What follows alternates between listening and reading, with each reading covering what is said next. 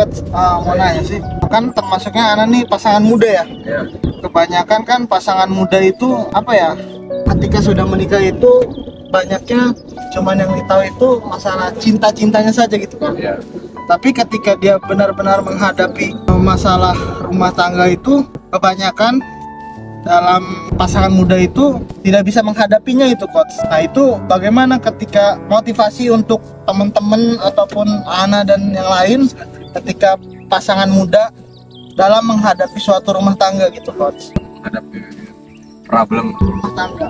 memang pernikahan baru itu alangkah bagusnya adalah ketika awal diproses memilih dan memutuskan pilihan itu kita sudah ada memantapkan antara diri kita dan calon pasangan kita bahwasanya kita ini membangun rumah tangga yang dimana rumah tangga itu ibaratkan bahtera yang akan dinaungi di samudra yang pasti ada yang namanya ombak, ada yang namanya angin kencang dan memang harus saling menguatkan untuk terus berlayar sampai ke tujuan yang sudah disiapkan dalam rumah tangganya.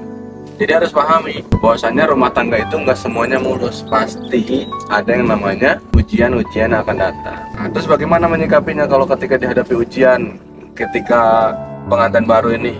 Maka kembalikan semuanya kepada Allah dan Rasulnya, sudah pasti ada solusinya.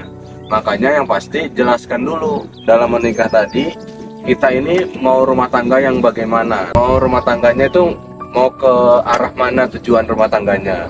Jadi nanti kita paham ketika dihadapi ujian, ingat kembali lagi kepada perkataan Simon Sinek. Jadi starting with why, memulai dengan kenapa. Kenapa kamu menikah? Kenapa kamu mau memilih saya? Kenapa kamu menjalin rumah tangga dengan saya? Kan kenapa-kenapanya dulu. Alasan itu menguatkan untuk terus bertahan, untuk terus menghadapi segala macam ujian yang dihadapi dalam bahtera rumah tangga.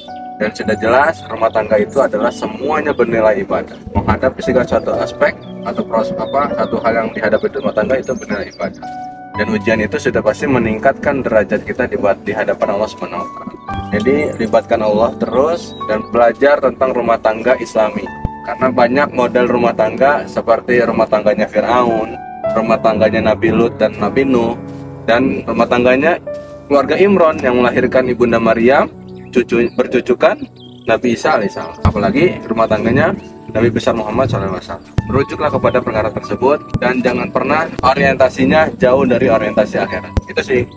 Oke, berarti kita tuh perlu ya sebagai pasangan itu harus bisa tahu visi misi dalam suatu pernikahan itu, Coach, dalam membangun suatu rumah tangga itu.